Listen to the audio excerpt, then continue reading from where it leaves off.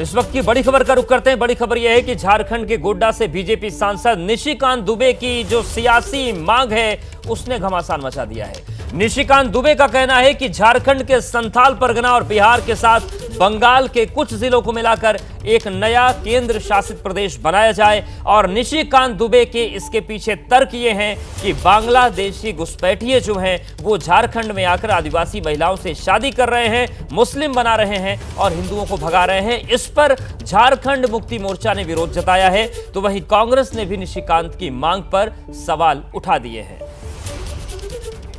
तो इस पर लगातार सियासत चल रही है। और चलिए निशिकांत दुबे का जो बयान है उसके पीछे की मंशा क्या है विस्तार से जानते हैं। उनसे खास बातचीत की है हमारे सहयोगी नीरज पांडे ने।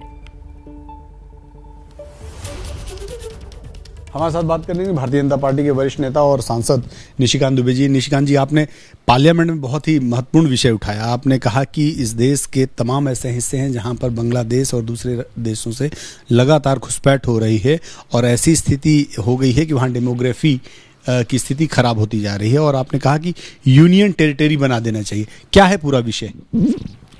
ये विषय क्या है कि जब बिहार से झारखंड अलग हुआ और दो पठार को मिला के वो एक राज्य बना, एक संथालपरना और एक छोटा नागपुर।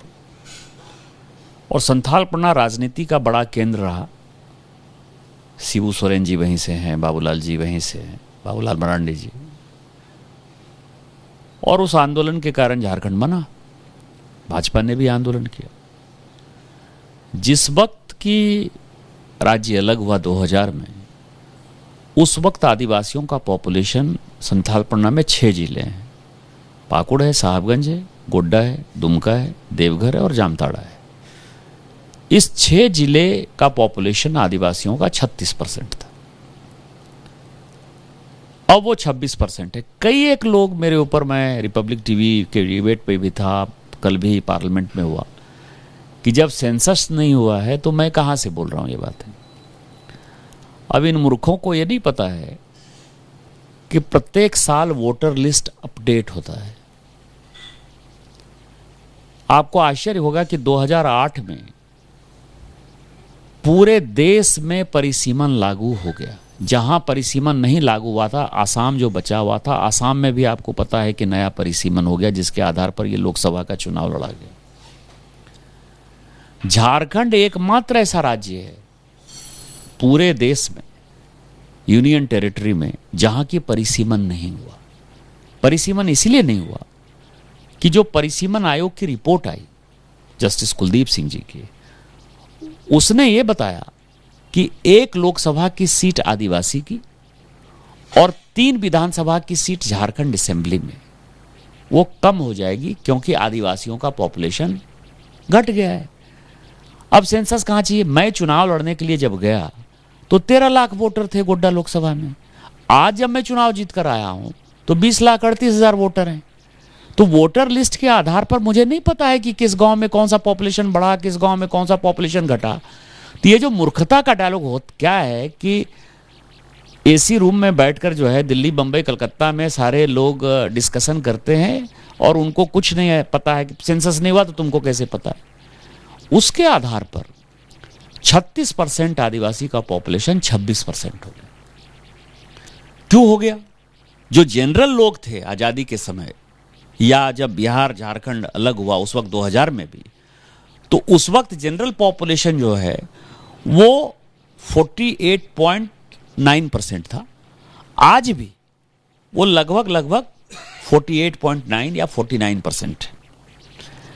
लेकिन मुसलमानों का जो पॉपुलेशन 9% था, वो पॉपुलेशन बढ़कर लगभग 32% के आसपास हो गया। कई एक जिले में, कुछ जिले में कम है, कुछ जिले में, और कुछ जिले में ये 65% तक चला गया, जैसे पाकुड़ में हो। अब इसके आधार पर हम कानून बनाने की बात करते हैं कि हम आदिवासियों की रक्षा करें, हम शेड्यूल कास्ट की रक्षा करेंगे। बाबा साहब अंबेडकर का संविधान यही कहता है। क्या आपको नहीं लगता कि संविधान खतरे में? दूसरा, जो आदिवासी सीट है जहां की केवल आदिवासी को चुनाव लड़ना है, आपने रिजर्व कर रखा है, वहां क्या हुआ है कि अभी बहुजन समाज पार्टी की उम्मीदवार हो गई राजमहल लोकसभा में, जो आदिवासी है, लेकिन उसकी शादी जो है वो मुसलमान से हुई, उमर शेख से हुई, उसकी पत्नी चुनाव लड़ रही है। 100 ऐसे पंचायत हैं जहां आदिवासी महिलाओं को जो है मुखिया बनाया गया है, लेकिन उनके पति जो है वो मुसलमान है। अब उसमें वो चुनते हैं कि ऐसी महिला को चुनो जो कि बाप की अकेली बेटी है, उससे शादी कर लेते हैं। चूंकि आदिवासी उनको अपने साथ नहीं रखना चाहते हैं, तो कम से कम मैं आपको बताऊं कि 500 ऐसे गांव होंगे जहां की जमाई टोला हो गया है।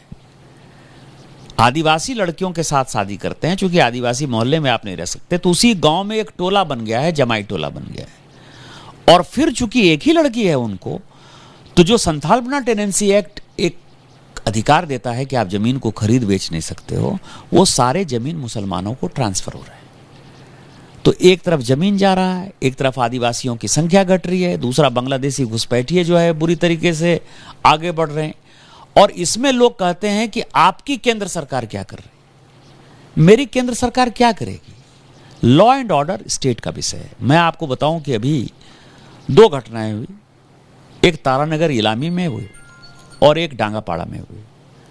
दोनों जगह जो दंगे हुए उसमें आदिवासी को और हिंदुओं को भगाने के लिए मालदा और मुर्शिदाबाद से लोग आकर जो है मारपीट कर रहे हैं और उसको मारपीट करके भगा रहे हैं।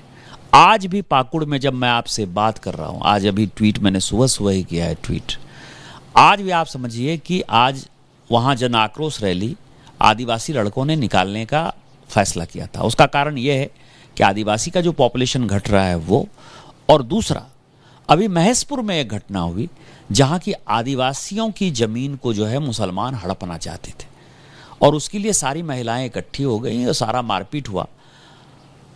रात में झारखंड पुलिस ने लड़कों को पकड़ पकड़ कर पीट पीट कर मारा है, उनके हॉस्टल को खाली कराया है, उनके घरों को खाली कराया है। आज ही मैंने उनके फोटोग्राफ के साथ ट्वीट किया है। इस चीज को दबाना चाहती है। फिर जब बंगाल से पुलिस आ रही है, मालदा मुर्शिदाबाद से जो लोग आ रहे हैं, उसको बंगाल की पुलिस कुछ नहीं कर रही है। और जो रास्ता है वो इतना बॉर्डर खुला हुआ है और ममता बनर्जी जी की जो सरकार है वो मुस्लिम अपीजमेंट पर इस तरह से लगी हुई है कि यहाँ कोई भी नियम कानून नहीं। तो आपके पास रास्ते क्या बचते हैं? रास्ते मैंने सुझाए हैं कि एनआरसी हो जाए, रास्ते मैंने सुझाए हैं कि एनआईए का ऑफिस हो जाए, रास्ते मैंने सुझाए हैं कि वहाँ जो डेमोग्राफी चेंज कर रही है उसके ऊपर एक वाइट पेपर जो है जारी हो जाए। और जब कोई रास्ता नहीं बचेगा तो मैं आपको बताऊं कि आज नहीं कल, आप मार्क करिएगा मेरी बात को, जिस तरह से धारा 370 खत्म होने के बाद आज वहाँ लोकतंत्र दिखाई देता है, लेकिन इसके पहले न शेड्यूल कास्ट को रिजर्वेशन था, न शेड्यूल ट्राइब को रिजर्वेशन था, न ओबीसी को रिजर्वेशन था। पूरा का पूरा कश्मीर वैली लगता था कि हमारे हाथ से बाहर चला गया। आज वही सिचुएशन है किशनगंज का, कटिहार का, अररिया का, पूर्णिया का, मालदा का, मुर्शिदाबाद का, पाकुड़ का, साहबगंज का, गोड्डा का, देवघर का, दुमका का, जामताड़ा का। कुछ न कुछ बड़ा इस देश को करना पड़ेगा, नहीं तो ये इतना बड़ा खतरा है, इतना बड़ा खतरा है कि देश जो है, ये जो तत्व हैं ये अलग विभाजन की तरफ बढ़ रहे हैं। आज ही मुझे वहाँ से शुभेंदु अधिकारी और सुकांत मजुमदार को गाली देते हुए जो कई एक वीडियो रिलीज हुए हैं, वो कह रहे हैं कि हम ग्रेटर बांग्लादेश बनाएंगे चाहे कुछ भी हो जाए, और इसके लिए वोट बैंक की पॉलिटिक्स, कांग्रेस, तृणमूल कांग्रेस और सारी सो कॉल्ड सेकुलर पार्टी जिम्मेवार होगी और देश खतरे में है। मतलब आपका ये सुझाव है कि वो पूरा जो एरिया है अररिया, कटिहार, किशनगंज और पाकुड़ का जो एरिया है, इस पूरे एरिया को मिलाकर एक यूनियन टेरिटरी बना दी जाए? आज नहीं कल मेरी बात पर ही लोग आएंगे। आप ये देखिए कि ये क्या, मैं क्या कह रहा हूं। ये पूरा बांग्लादेश है, ये बांग्लादेश है, ये मालदा है और ये मुर्शिदाबाद है, ये गंगा जाती है, ये मालदा और मुर्शिदाबाद का एरिया है। मेरा एरिया कहाँ है? ये पाकुड़ की मैं बात करता। तो अब आप समझिए कि मुर्शिदाबाद में कहाँ पाकुड़ खत्म हुआ और कहाँ, मतलब कहाँ झारखंड खत्म हुआ और कहाँ बंगाल शुरू हुआ, नहीं पता है ना। बॉर्डर इसी तरह से है। उसी तरह से ये कटिहार है, इसी तरह से ये पूर्णिया है, ये किशनगंज है और उसी से सटा हुआ ये अररिया है। आप ये समझिए कि आपको ये दिखाई दे रहा है ना कि क्या हो रहा है। ये पूरा एरिया जो है ये पूरा बांग्लादेश के साथ जो है, और इसमें कौन सा बॉर्डर है, बीएसएफ क्या कर सकती है, इसमें पूरा गंगा नदी है, आप क्या करोगे? पूरी गाय की तस्करी और ह्यूमन ट्रैफिकिंग, ये सारा जो है ये रास्ता यही है। और ये चिकन नेक है, ये मोस्ट इंपॉर्टेंट पार्ट है। आप देखिए कि रास्ता, कॉरिडोर आपका जाने का, इसके अलावा कोई रास्ता तो बचता ही नहीं है। तो ये पूरा एरिया एक ऐसे सिचुएशन पर आकर खड़ा हो गया है जहां की केंद्र सरकार को सीधे हस्तक्षेप करने की आवश्यकता है। नहीं तो law and order Jharkhand police नहीं देख पा रही है, law and order West Bengal police नहीं देख पा रही है। और जो लालू प्रसाद की नीति रही 1990 से लेके 2005 तक, जब तक कि हमारी सरकार नहीं आई, नीतीश जी की सरकार नहीं आई, 15 साल में उसके माहौल को इतना, अररिया, किशनगंज, कटिहार, पूर्णिया के माहौल को इतना खराब कर दिया गया है कि वो आग भागलपुर तक आ रही है, वो आग रांची तक पहुंच गई। अब आप समझिए कि वोटर लिस्ट में बाबूलाल मरांडी जी गए थे, और मेरा तो आग्रह होगा कि उनसे भी आप लें, क्योंकि उनका वो क्षेत्र रहा है, संथाल परगना में आंदोलन किया है उन्होंने। आप ये समझें कि कई एक विधानसभा ऐसे हैं, कम से कम 25 विधानसभा ऐसे हैं झारखंड में, जहां की 100% से लेके 136% तक बूथों में पॉपुलेशन बढ़ा है, जबकि 15-17% से ज़्यादा 5 साल के बाद नहीं बढ़ता है। ये पूरे देश का कानून यही कहता है, पूरे देश का जो वोटर लिस्ट है वो वही कहता है। हमारे यहाँ ऐसा क्या हो गया? न कोई उद्योग है, न कोई धंधा है। विस्थापन और पलायन आज भी बड़ा विषय है। इसके बावजूद भी यदि 136% तक वोटर लिस्ट में वोटर बढ़ जाएं और एक ही समुदाय विशेष के वोटर बढ़ें, तो आपके पास रास्ता क्या है, चारा क्या है? तो देश एक बड़े क्राइसिस की तरफ बढ़ रहा है। और इसमें वोट बैंक की पॉलिटिक्स में आपने कल ही देखा कि मुझे टीएमसी के सांसद धमका रहे थे कि तुम मालदा आओ, मुर्शिदाबाद आओ, जिंदा नहीं निकलने देंगे। तो मैं तो जाऊंगा। टीएमसी का आरोप ये भी है कि आप लोग माहौल खराब करने के लिए इस तरह की बयानबाजी कर रहे हैं और हमारे राज्य को डिस्टर्ब करना चाहते हैं। नहीं, मैंने एक और सुझाव दिया है। मैंने लोकसभा अध्यक्ष को उसी 0 आवर में, यदि आप देखेंगे, कि एक सुझाव दिया है कि आप ऑल पार्टी कमेटी, और उसमें तृणमूल कांग्रेस के जितना मैक्सिमम सांसद हैं 50% उसी को भर दीजिए, और चलिए पहला काम यही करते हैं। हम पाकुड़ जिला देखने के लिए चलते हैं, हम साहबगंज जिला देखने के लिए चलते हैं। आदिवासी की संख्या घटी कि नहीं घटी? आदिवासी के सीट पर जो है, आदिवासी के नाम पर जो है महिला मुखिया, उसका पति मुसलमान है कि नहीं है? हमारे साहबगंज की जिला परिषद की अध्यक्षा मोनिका किस्कू, उसका हस्बैंड जो है वो मुसलमान है कि नहीं है? बहुजन समाज पार्टी से जो मरांडी, मोनिसा मरांडी चुनाव लड़ी, वो उसका हस्बैंड जो है आदिवासी है कि नहीं है, मतलब मुसलमान है कि नहीं है? और 100 ऐसे पंचायत हैं जहां की आदिवासी मुखिया महिला है, उसके पति मुसलमान है, और उसके बाद डेमोग्राफी चेंज हुई कि नहीं? हिंदू पलायन कर रहे हैं कि नहीं कर रहे हैं? आदिवासियों की जनसंख्या, चले ना ऑल पार्टी